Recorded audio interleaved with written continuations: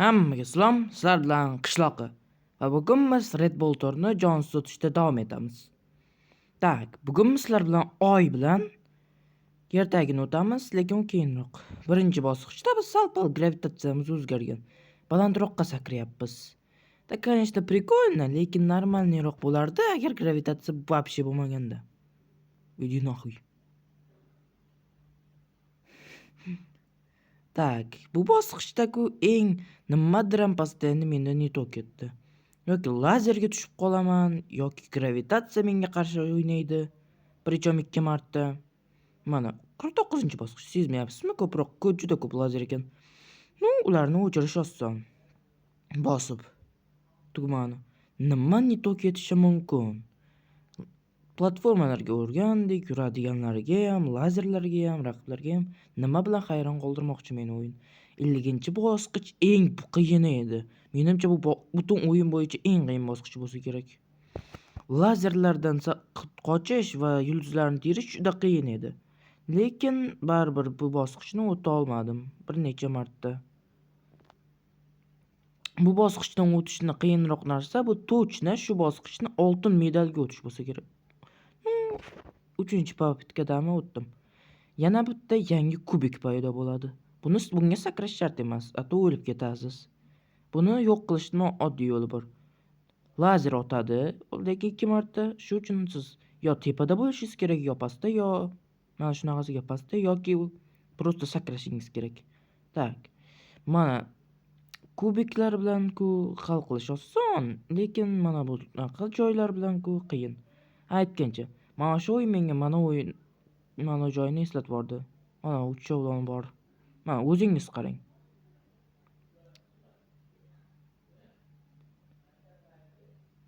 Va o'xshatishga harakat qiling.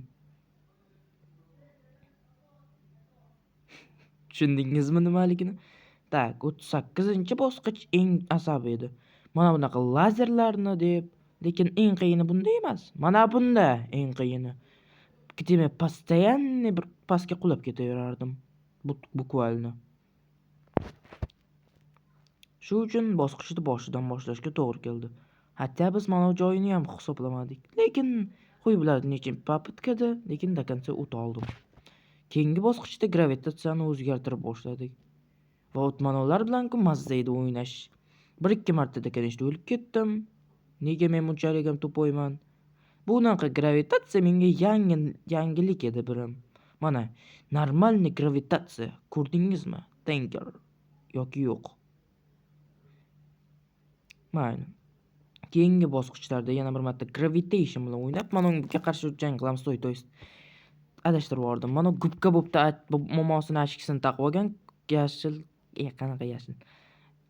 Короче, ko'k kubik bossga qarshi jonini lazerlardan qochib, prямо o'yinga o'xshab, o'zi sakrayotgan bossda oxirgi jonini olaman. Mana oyni qutqardik. Voy, mana uni yuziga qarang, qanaqa yoqimtoy. Tak, biz zavoddan hammani qutqardik. Oyni qutqardik. Keyin nima bo'ladi? Va keyinchalik ayol kishi paydo bo'lyapti va uni pastga olib kirib ketdi. Вот kim olib kirganini bilamiz, lekin nega? Mana bu savol bo'lib qoladi. Yerto'la-ku просто mana bunaqa torligi bilan o'zini kuchi ko'rsatadi.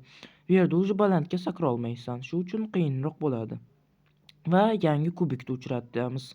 Bu portlagandan keyin 10 ta tikon sochadi. Lekin uni yo'q qilish oson. Просто portlashga qo'ying va bor kuchingiz bilan qoching. Dizayn bo'yicha bu lokatsiya 1 kallaga, даже 2 kallaga oldingi lokatsiyalardan zo'rroq chiqadi. Rosti chiroyi bo'yicha. Bu yerda biz har xil kalitlarni anaqani ochishimiz kerak keyingi bosqichga yo'lni. Tak, g'alatiroq struktura. Agar biz hozir A точкаdan B точкаga borsak, endi hozir biz A точкаdan D точкаga borishimiz kerak. Ko'k kalitni olish uchun D точкаdan B точкаga borishimiz kerak va mana yoqqa borishimiz kerak. Keyinchalik biz mana bu teleshkada yurib va tuzoqlarga tushamiz. Va bunga qo'shib anaqalarni qo'yaylik, mana bunaqalarni va bunday torligini hamma joyini. Unda bizda yomon emas lokatsiya paydo bo'ldi. Challenge uchun. Bu kod hammasi yaxshi, lekin keyinlari endi biz bosqichlarga o'tamiz. Bir necha marta men sharikni dunyoga jo'natdi. Masalan, 65-qininchi. Bu Bu yerda teleshkani itarib, unga chiqib olish qiyin emas edi. Undan keyin yulduzlarni yig'ish ham qiyin emas edi. Lekin shunday itarish kerakki, uni bunday past chappa bo'lib qolmasligi ujur qiyinroq edi. Где-то bir 3 ta попытка kerak bo'ldi buni qilish uchun. Va dalsha uncha hech narsa qiziq narsa bo'lmadi bu yerda.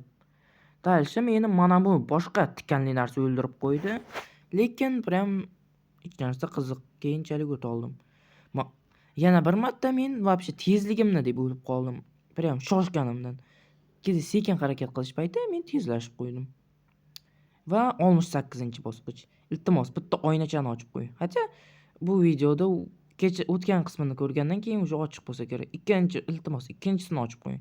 Короче, men mana bu ko'k ko'priklik kalt jon asabimni buzadi. Bu yerda sakrab o'tib, kaltni ochishingiz kerak, yana sakrab o'tib, o'sha mana yashil kalt olishingiz kerak. Keyin nima qilish kerak? To'g'ri. Bu safar o'sha kaltni olaversangiz bo'ladi. Bosqich hech narsa bo'lmaydi. Dalsha unchalik ham qiziq bo'lmadi. Bosqich oddiy bosqich. Lokatsiyani dalsha разбираться qilib o'tirgim kelmayapti. O'limlar bo'ldi, jonim ketdi. Nafaqat 70-bosqich hisobini buzib boshladi. Где men birinchi попыткада вообще o'ta olmadim. Va mana eng yog'li bossni uchratdik. Bu prям fizически va o'zi ham yog'li. Chunki jonini olish uchun unga kallasiga katta tosh tashlash kerak edi. Faqat vaqt bo'yicha kechikmang. Ato podskaska bo'ladi. Mana bunaqa. Boss o'lgandan keyin boss fight tugamaydi.